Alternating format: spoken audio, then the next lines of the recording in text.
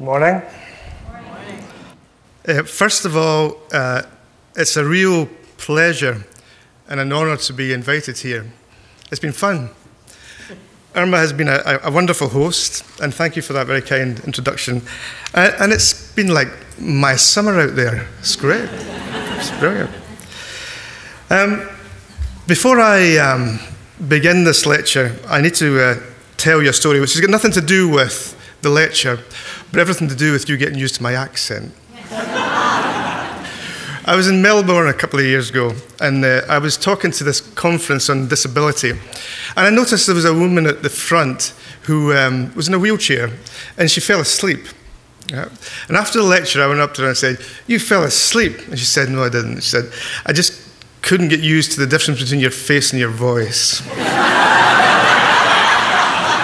So,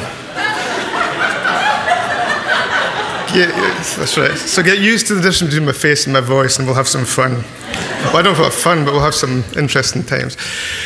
And what I want to talk about over these 2 days is the issue of time. Today, I want just to give some fundamental thoughts and understandings that show that actually disability is deeply connected with issues of time. And indeed, issues of time can be not only difficult for people with disabilities, but actually can be deadly for people with disabilities. Then so this morning I'm going to look at what it looks like in our current Western understanding of what time is. And then this evening, I want to basically give you some new perspectives on what it might look like to live in God's time. Because God's time is quite different from the time that we think we live in just now. And then tomorrow, in the light of all of that, I want to face all of us with an interesting question. And the question is this: what does it mean to be a disciple when you either can never know intellectually who Jesus is, or you've forgotten who Jesus is? What does it mean to be a disciple if you have no words? And so if we can get through that over the 2 days, then we'll be doing something interesting. Time is always with us, but its power is rarely noticed. Since I got up this morning, I've counted at least 12 clocks. In Irma's kitchen, there's at least 5 clocks. I had one on my iPad, one on my PC, one on my other iPad, one on my phone, and then I had to borrow one, which reminds me, because my phone wouldn't do this job, I had to borrow a clock to be here. And it just struck me, as I was beginning to think about these lectures, clocks are everywhere. Clocks rule our lives. Our language is peppered with reference to time. We buy time, we lose time, we waste time. Everything that we do with our money, we do with our time. Wasting time is shameful in a culture that reifies time and ascribes it with economic and relational value. We think people are a waste of time if they don't achieve certain goals and attain certain standards, and we express delight at the idea of spending time with those people whom we love. Time drags when we're bored and speeds up when we're in love. The formative power of time is both remarkable and oddly invisible. Our lives are deeply and apparently inevitably shaped and formed by time. And yet, when we're asked exactly what time is, its solidity and power seems to slip through our fingers. As St. Augustine, writing in his Confessions, asked the question, "For what is time? Who can easily and briefly explain it? Who even in thought can comprehend it, even to the pronouncing of a word concerning it? But what in speaking do we refer to more familiarly and knowingly than time? And certainly we understand when we speak of it, we understand also when we hear it spoken by another. What then is time," Augustine says. "If no one asks of me, I know what it is. If I wish to explain to him who asks, I know not." So all of us seem to know what time is until we're asked to explain what time is. So in this lecture series, I want to try to re-narrate our understanding of time in the light of the human experience of disability. My main focus will be on profound intellectual and cognitive disabilities, but my broader argument applies to all forms of disability in some senses. My thesis is that disability is all about time. A central feature of human disability is the way in which it draws our attention to the nature and the power of time, and the ways in which, within modernity, Western cultures have distorted, misconceptualized, and misused time. In a world in which clock time seems to reign supreme, disabled bodies compel all of us to pay attention to the fact that God's time is quite different. Clock time is empty time, commodified time, controlled time. But God's time is slow, focused, personal, and providential. A mode of time that is filled with eschatological meaning and new possibilities. God is not a God of speed who demands that human beings run quickly in order to keep up with or even to overtake their neighbor. God's a God who loves, a God who rests, a God who waits, and love takes time, a quite particular type of time. So recognizing the timefulness of human existence as it is lived out within the lives of people with disabilities opens up new vistas for revelation and creates fresh possibilities for living well and living faithfully in God's good time. So let's think about time and creation. Where might we begin in our understanding of the relationship between time and disability? Well, a useful beginning point is with Augustine's dilemma. Augustine's problem with time was really a way of wrestling with the timeless and unchanging nature of God. For Augustine, it was crucial that God was timeless and unchanging. If God could change, then he could not be directly implicated in time. Time requires change and transition, and a timeless, eternal God can have no such attributes.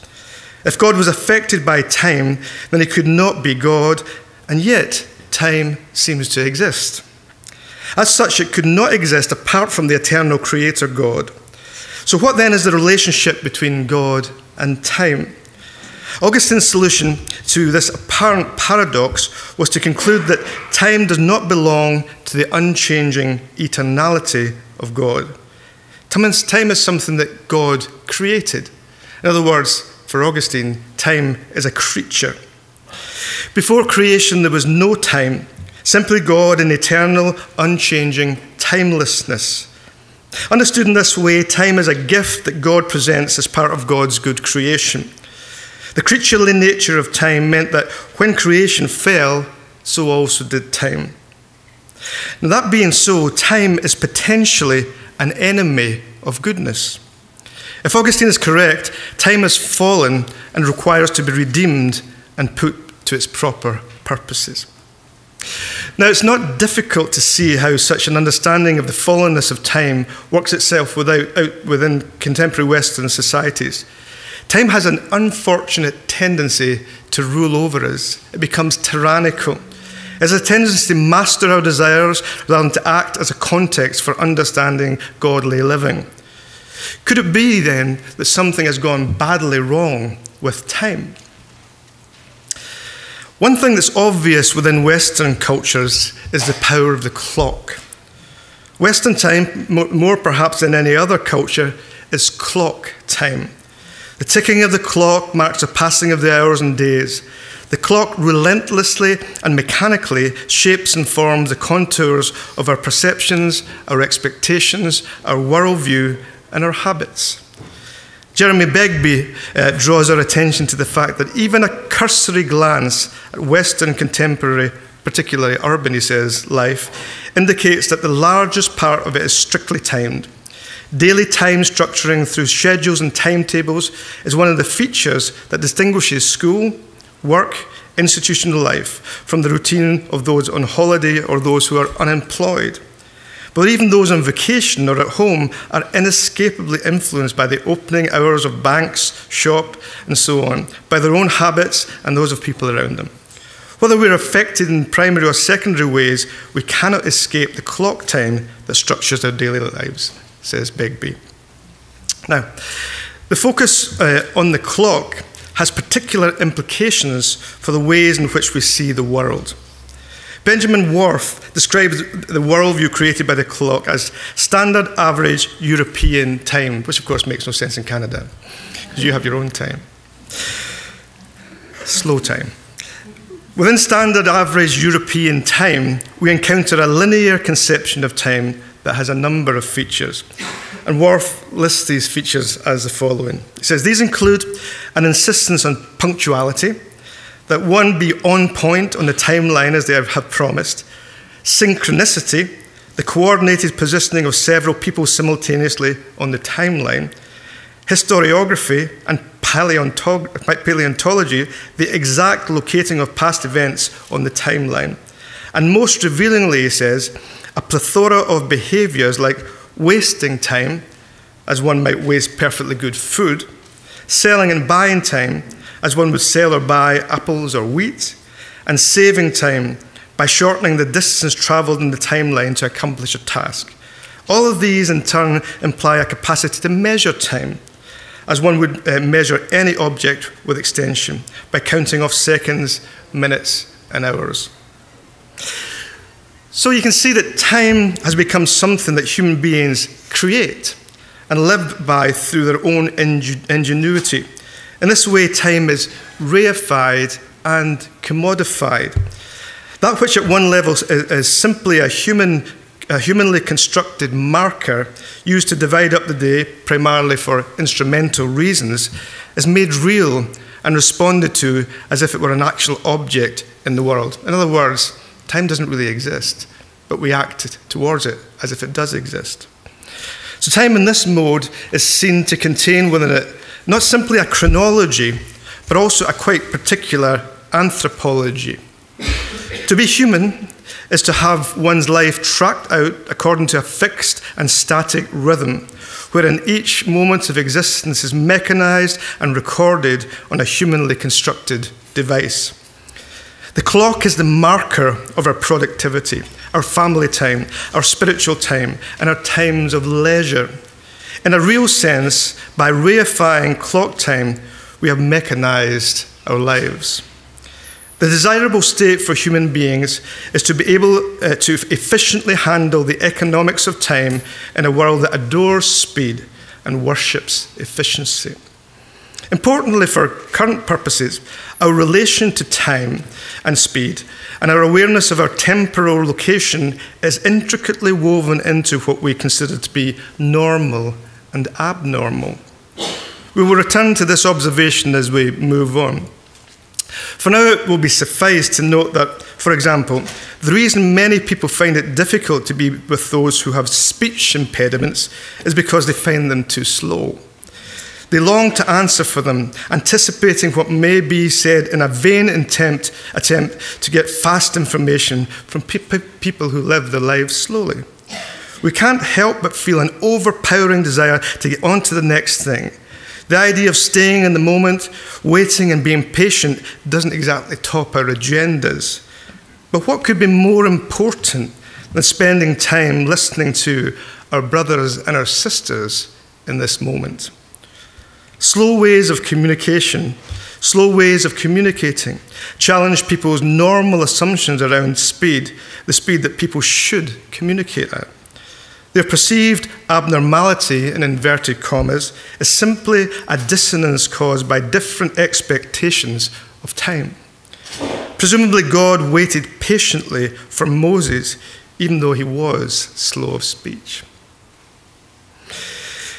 Time in its clock mode is quantified, commodified, and broken down into fixed units that can be bought and sold, won or lost, used or wasted. Importantly, clock time fragments time. Rather than life being a continuous pattern wherein each moment latches seamlessly into the next, within an overarching understanding of life as a unified whole lived for a unified purpose, time fragments. We have family time, leisure time, market time, study time, prayer time, quiet time, devotional time. The link between these times is not devotion to God, Instead, the link is shaped and determined by chronological, calendrical, and clock time. The fact that we have to schedule in prayer time or quiet time is indicative of a fragmentation of time within which we struggle to find an integrated whole, even in our spiritual lives. The rhythm of life is stilted and disjointed, marked out by the relentless ticking of the clock. So perhaps Augustine's suggestion that time had fallen makes some empirical sense. In the Garden of Eden, time was all around us, swirling peaceably, filled with purpose and imbued with possibilities. And it was not simply marching forwards towards the insatiable goal of human desire. Created time was instilled with beauty, tranquility, and meaning. God had time for human beings, and human beings had time for God. Indeed, they had all the time in the world just to be with one another. Work was tender, caring, and fruitful. God walked in the garden and engaged with human beings as partners and as creatures. God spent time with them. There were no clocks in Eden. Fallen time leads to the creation of new modes of time that are human creations rather than divine gifts. With the fall, time is released from its divine root and becomes a free agent, free to be created and recreated in whatever way human beings choose. It's little wonder that we see clocks wherever we go, and we spend most of our lives trying in one way or another to beat the clock. How else can we hold our souls together? How else can we hold together the shape of our lives? Time shapes our hearts and our souls insofar as without it, we could not imagine how we could hold our lives together. That's all very well. But what if time has gone horribly wrong? What if the time that we use to hold our lives together is in fact an illusion, and indeed a very dangerous illusion? What if the tyranny of time was in fact indicative of a lack of faithfulness to that which is true and that which is good? That takes us back to the issue of disability and time. So within such a context, it becomes easy to see why disability can become highly problematical. People living with disabilities are either too slow or too fast. They don't meet the criterion of time and speed. If valued human existence is closely tied in with a certain understanding of time, and if that understanding of time privileges such things as autonomy, speed, productivity, efficiency, then people with, for example, intellectual disabilities, people with dementia, people with acquired brain injuries, and indeed anyone who cannot keep up with the speed and expectations of the times may well find themselves in deep trouble. In such a milieu, living slowly can easily and quickly become perceived as a waste of time. Two examples will help to make this point and provide a context for what is to come. In a 2008 interview with the Presbyterian Church of Scotland's magazine Life and Work, the British philosopher and ethicist Baroness Mary Warnock made some highly controversial comments about what she thought should happen to people with advanced dementia. She says this: if you're demented, you're wasting people's lives, your family's lives, and you're wasting the resources of the National Health Service. She then moved on to suggest that people with dementia should be encouraged to take their own lives, and that the state should license people to put people with dementia down, as the real person is no longer there, and what is left is just a shell, to quote her. People with dementia are non-productive. As such, they are a burden on the state and on their families. It's therefore their moral duty to relieve society of its burden. These are strong words. Now, one might wish to reject Warnock's position as extreme and perhaps even unrealistic. However, with rates of euthanasia based on the presence of dementia rising in Holland, child euthanasia is now legal in Belgium, and the basis for euthanasia is expanding to such things as blindness, depression, transsexualism, and even old age, we might come to realize that Warnock's position may not be as outrageous as it first appears to be. Warnock's views clearly tie in with the economics of time, speed, and productivity, and what you should do with your time, and a particular understanding of what valuable human life looks like and what valuable human time should involve. A second example will take us into another dimension of the complex relationship between time and disability. The somewhat notorious scientist and new atheist and champion of biological and social evolution, Richard Dawkins, hit the headlines in the UK recently when he sent out a tweet indicating his position on the value of the lives of people with Down syndrome. In response to another Twitter user who said she would be faced with a real ethical dilemma if she became pregnant with a baby with Down syndrome, Dawkins tweeted, quote, abort it and try again. It would be immoral to bring it into the world if you have the choice, end quote. He claimed that he accidentally sent it to his million followers. Dawkins claimed he had hoped that his million-plus followers would not see his comments, which would instead only be sent out to the people who follow both himself and the woman who posed the question.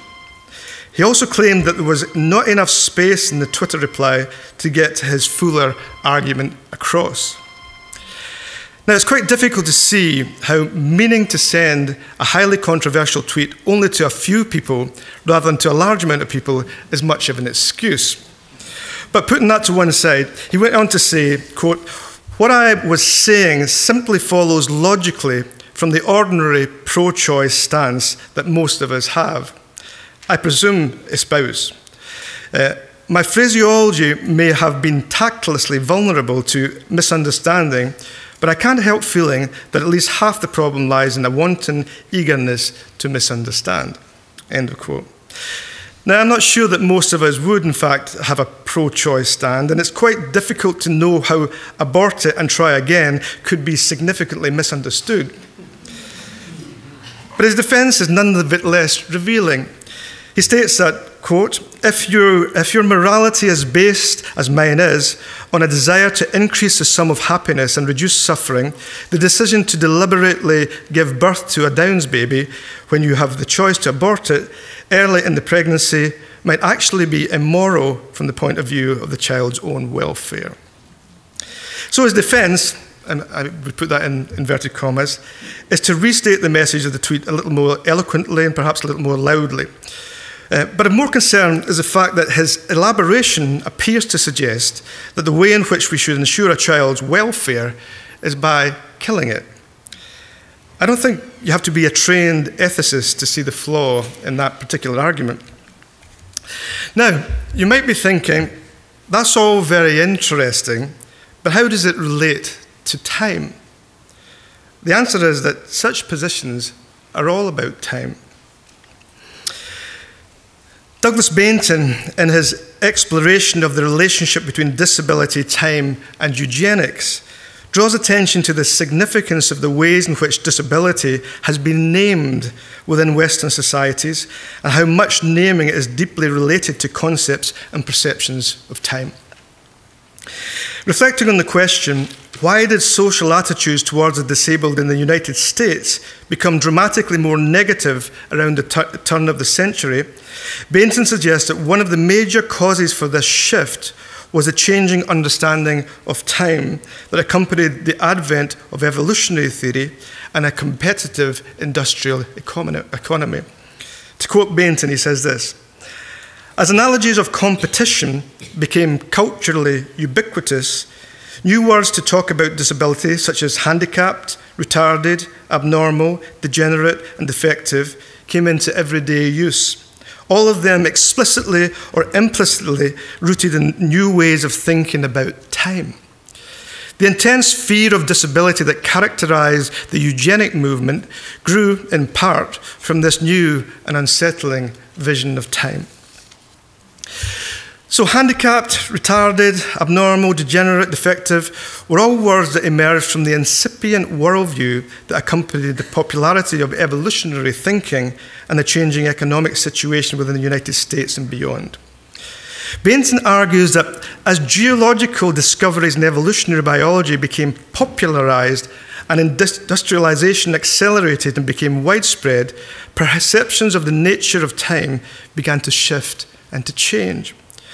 Within these changes came new ideas about disability and radically new ways to talk about people with disabilities. These emerging terms were explicitly or implicitly rooted in new ways of thinking about time. Previously, disability had been described in terms of infirmity or affliction, designated as that people with disabilities shared with the poor, the elderly, the sick, the widow, and the orphan. So basically, they were assumed to be aliens or outcasts who were legitimate objects of care and charity. So at a metaphysical level, disability was perceived as having a divine origin and orientation, with sin and providence being amongst the guiding explanatory frameworks, with the corollary that in the end, such human imperfections, in inverted commas, would be done away with. Disability was therefore assumed to be something that had meaning, purpose, and a place in God's plan. Now, we may not agree with these interpretations, but disability was considered to be meaningful. Disability occurred in a world that was consciously designed, unchanging, and full of meaning and intentional, purposeful direction. Now, the new language of disability placed people with disabilities in a quite different temporal space. By the 1890s, affliction and infirmity were replaced by the term handicap. The term originated in a 17th century gambling game known as handicap, which had to do with the drawing money or slips of paper from a hat. The rules dictated that every time a player lost, their odds of winning improved in the next game. In the 18th century, the term migrated to horse racing, with the idea of a handicap race being one in which weights were attached to faster horses to even the odds for slower horses. In the 19th century, the term handicap became generalized into any context where the stronger player in a particular game or context was disadvantaged in some way or another. And then again, in time, the term drifted out of sport and into society.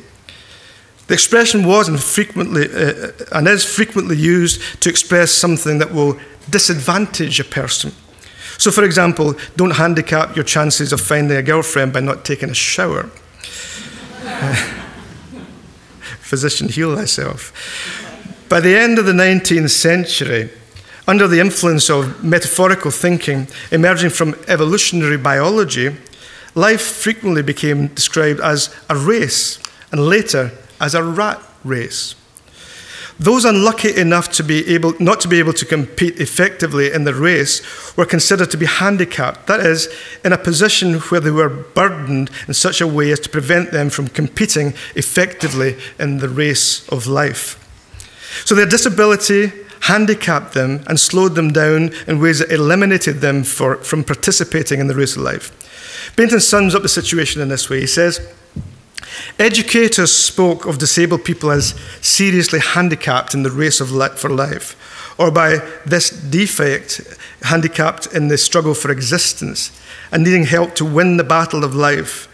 There was not one but two races in which disability was a handicap. The economic race for life, in which the individual might succeed or fail, and the evolutionary competition by which races and nations would rise and fall. So it's not difficult, when you think about these perspectives, it's not difficult to find resonance here with Warnock and Dawkins' position.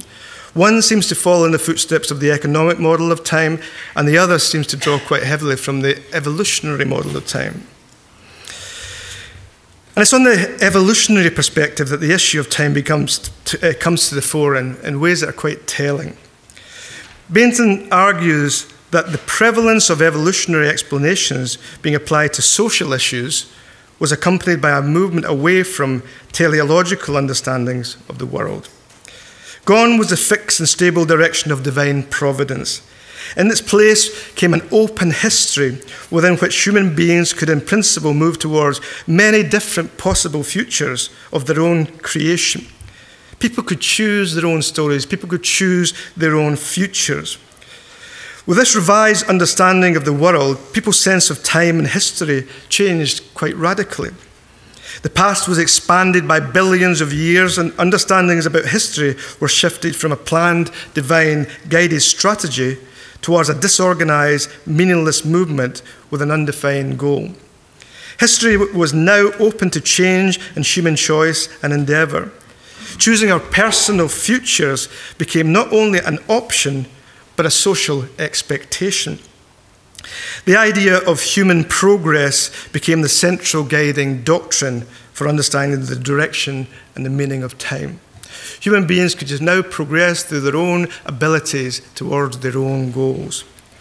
So time became meaningless and purely instrumental. It became the uncaring arena of blind nature and the working out of human desire. Strength, intellectual activity, physical dexterity, speed, competition emerged as the new currency for social survival.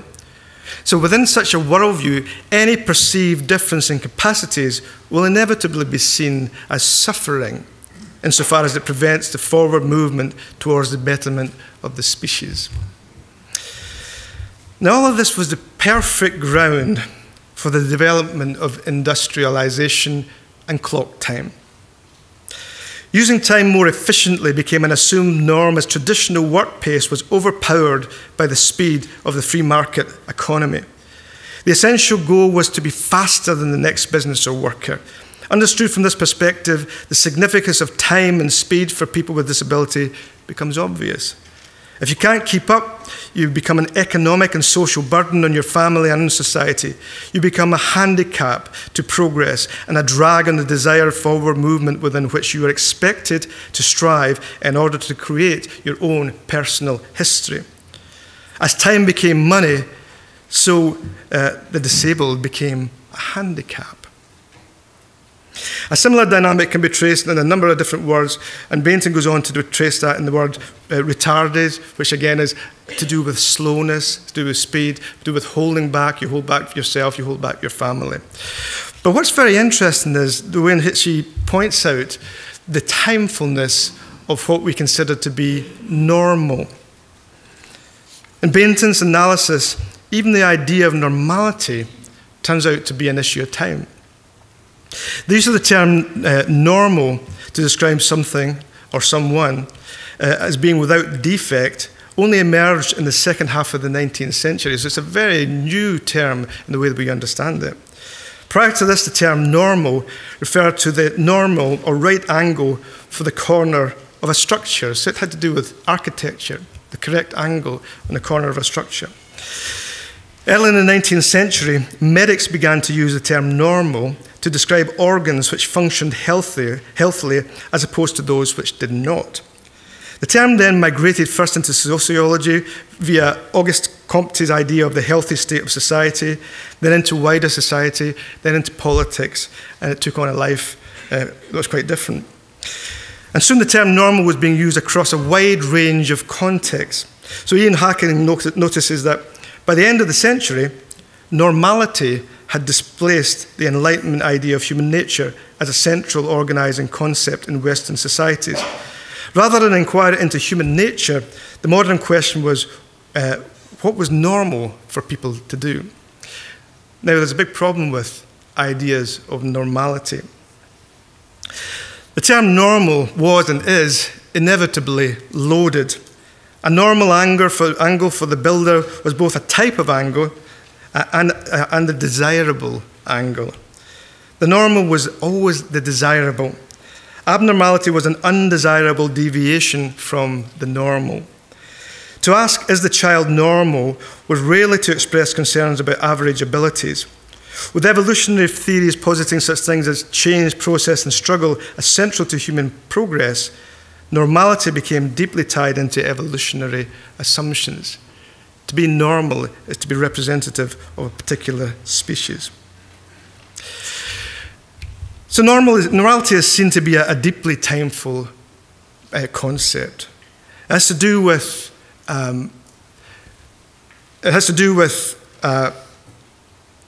the correct and assumed statistical norm, which always has a downward push in terms of the moral value of that which is normal.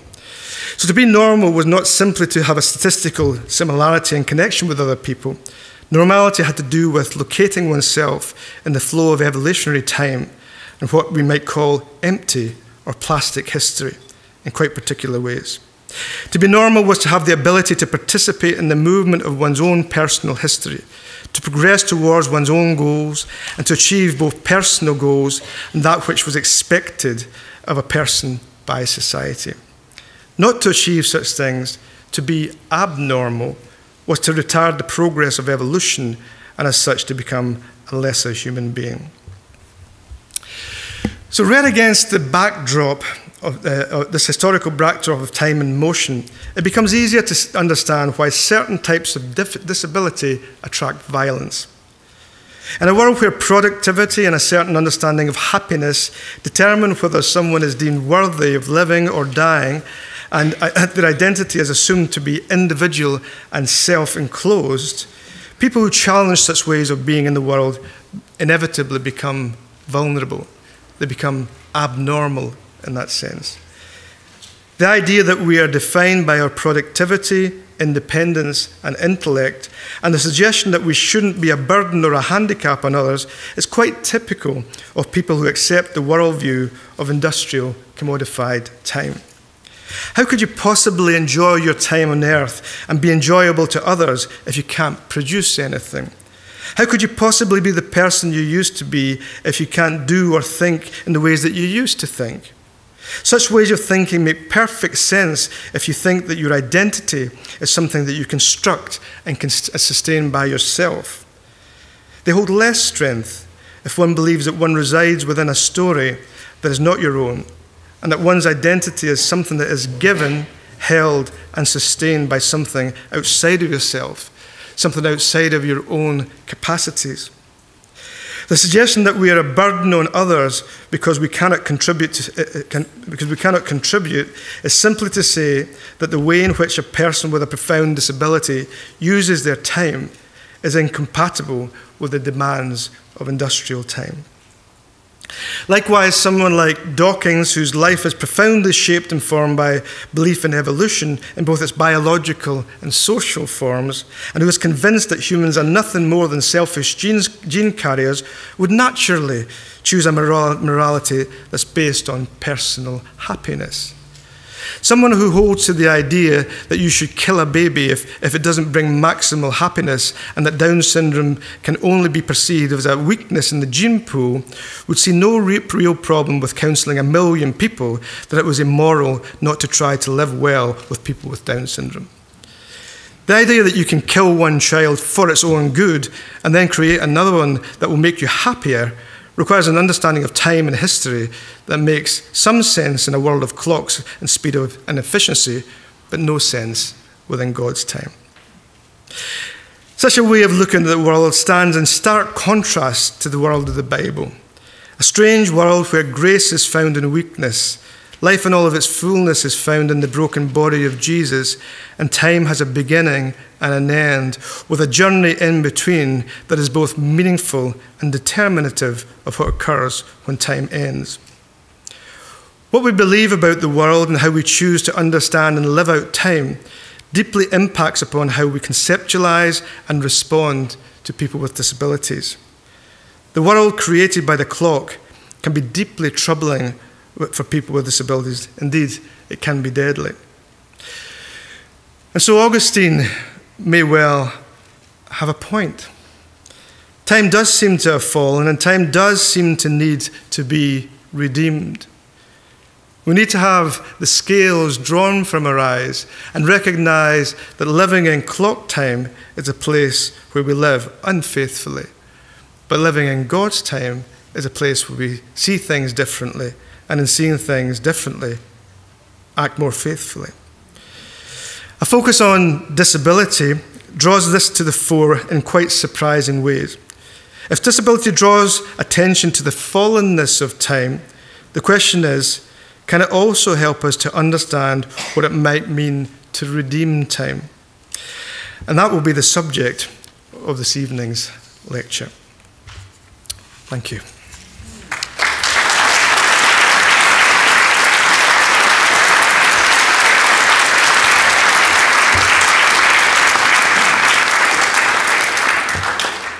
We will have some time for questions.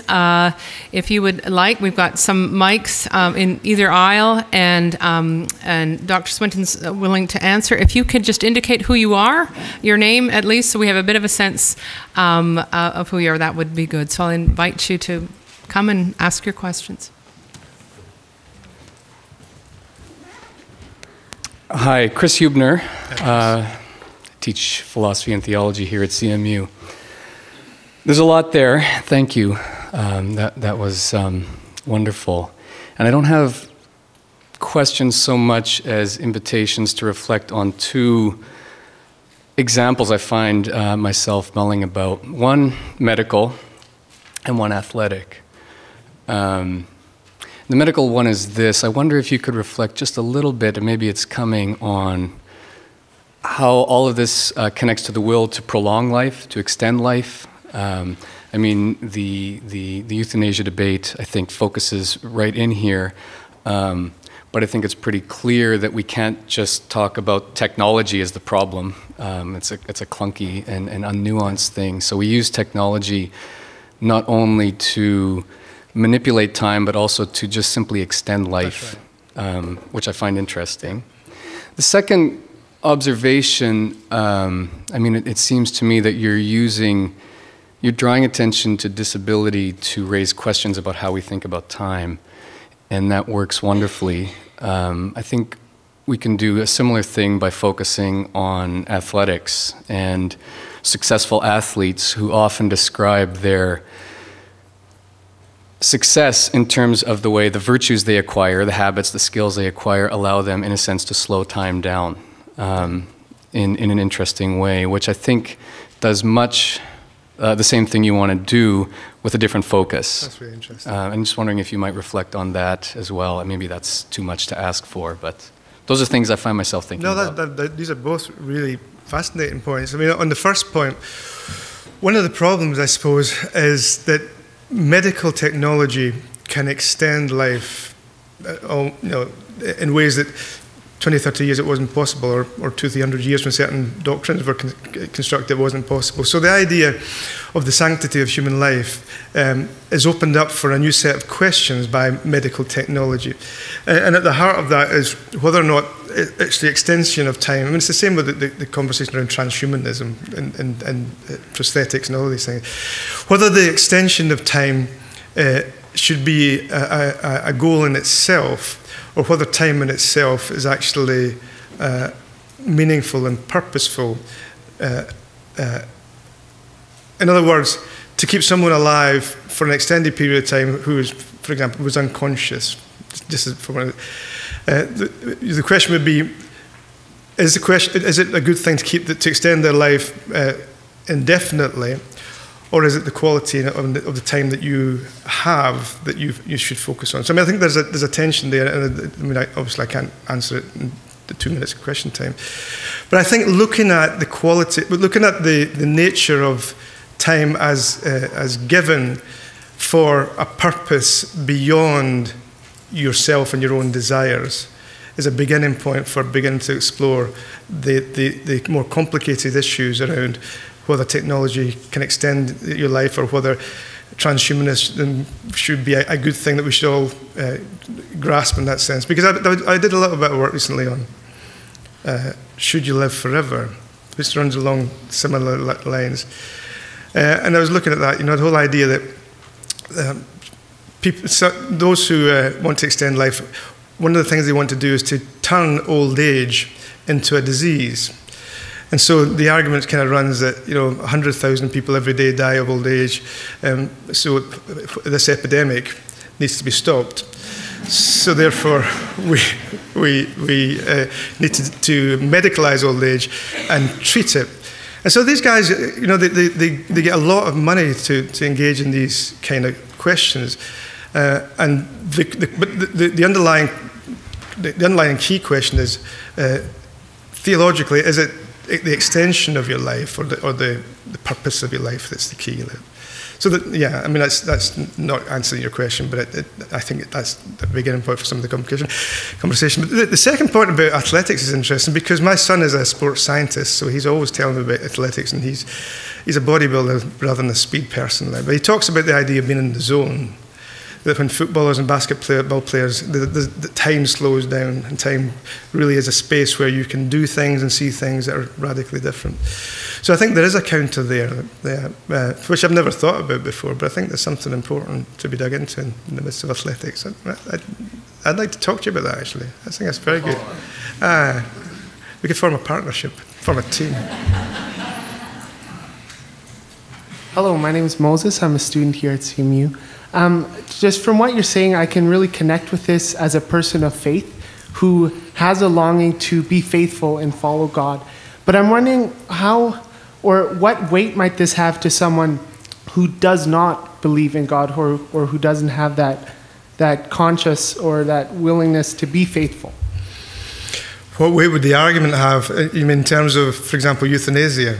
Yeah, or the whole argument in you're describing about time and how maybe time has fallen and we want to get back to that the way it was, or there's a wholeness in time. But if someone doesn't believe in a God or doesn't have faith in a God, does that argument still hold true? It still holds true in the sense that, people, as a Christian and as a theologian, we begin with the presupposition that we live within creation and that we live within God's time, right? As somebody that doesn't believe that, they have a different set of beliefs. So therefore they believe that they live in clock time and that they're able to function in that way. Your question is whether or not it's possible to have a dialogue between these two different times. Well, at one level, the answer is no. Because what I'm trying to give to you is a theological structure that enables you to live as a Christian in a complicated and timeful world within which you're called to be faithful and to see the world in a particular way. So it's not intended to be an apologetic. It's intended to be an encouragement and perhaps even a revelation of how Christians should be in the world. That although the world may reify clock time and may demand that you live by that, Christians have a different way. That different way manifests itself in response to the types of communities that we create along with people who have disabilities. So I think I would answer that by saying that that's not really the question I'm looking at, because it's not an apologetic. And I don't mean that in the sense of avoiding the question. It's just that simply isn't what I'm trying to do here. Because I don't think that if you get into a conversation or an argument between the two different times, neither's going to persuade one. Because one's an act of faith and one's a simple cultural assumption. And so I would take it as an extended meditation on the passage that we opened up with, which should encourage Christians to live differently. And that way of living differently actually witnesses, bears witness to the world in profound ways. And I'll look more at that, I'll talk more about that in the evening. My name's Gerald. Thanks for a very stimulating lecture. I could ask many questions, I think, but I'll try to keep it to one.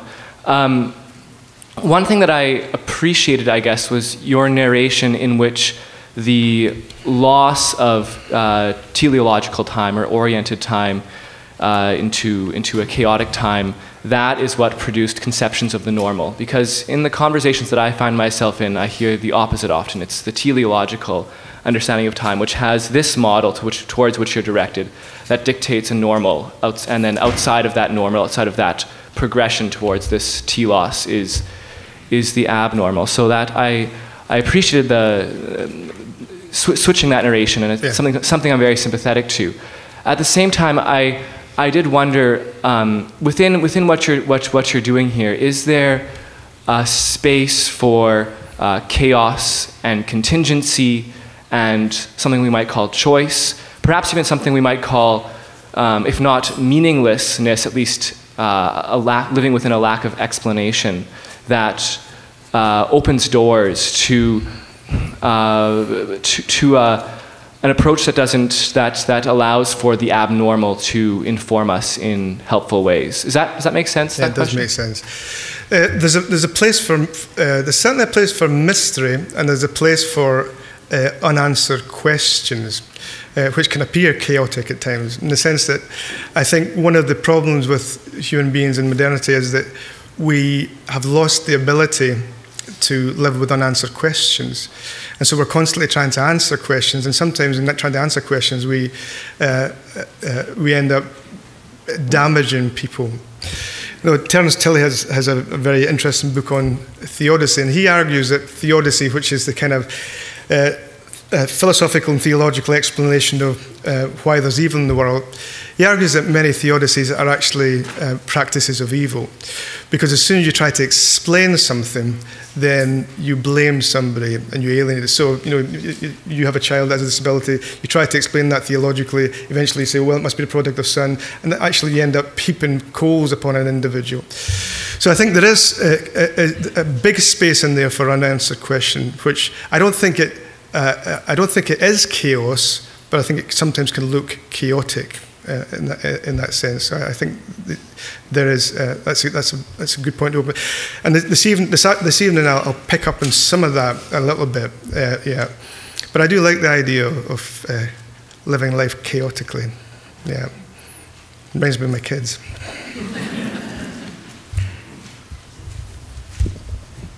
No, I'll just tiptoe. I'm going to read my questions so that it stays concise, and it may be getting into what you plan to talk about tonight, but, sorry, my name is Beth. Hi, Beth. I often find myself operating under the assumption that those who are disabled will need to adjust their expectations. Expectations regarding how much they'll be able to get out of life, the breadth of their possible experiences, the depth of their taste of life. But I recognize that this default assumption of mine is probably incorrect. Perhaps people with even the most profound disabilities have an equally full, but characteristically different experience of life, which we who are able and have never been disabled cannot understand.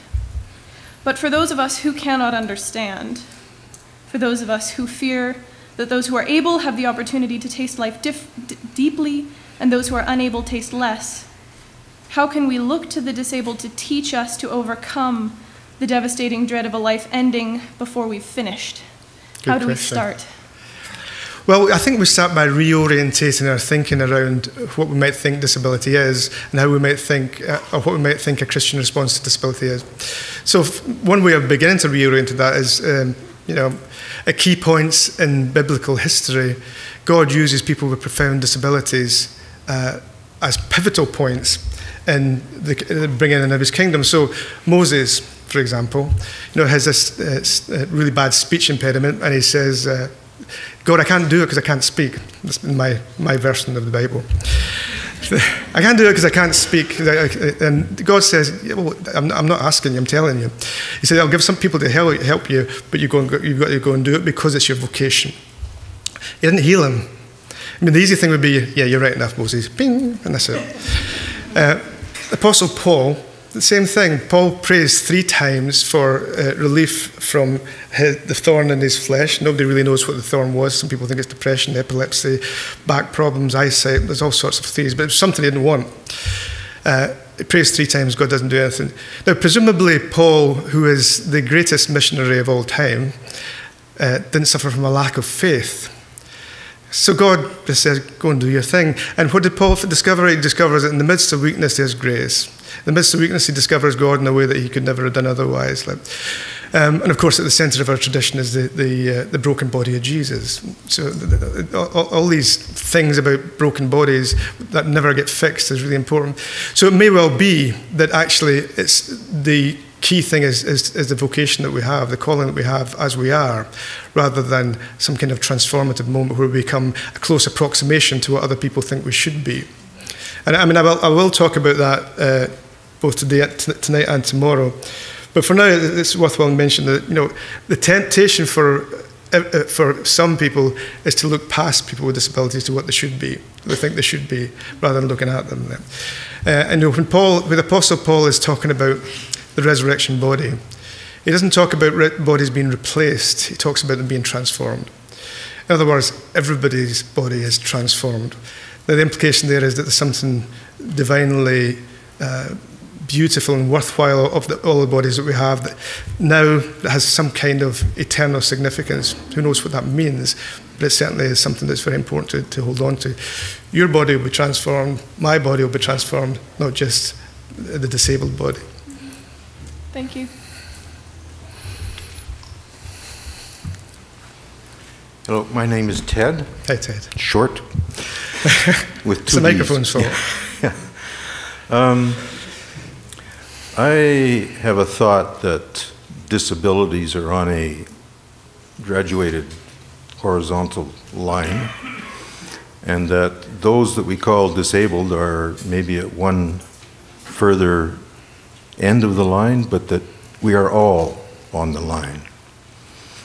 And some of us are fortunate enough to have some form of disability that does, as you were just saying a few moments ago, make us a little more aware of specialness. Yeah. Yeah. I mean, my position is disability is one of these things that we make up to in different contexts to help us to do certain things. The bottom line is we're all human. And I think that's where I would begin that position. And as humans, we are kind of broken and we're always in difficulties. We may need the term disability to help us to do our politics or to gain certain access or to have equality in certain issues. But the issue is never about disability. It's always about humanness.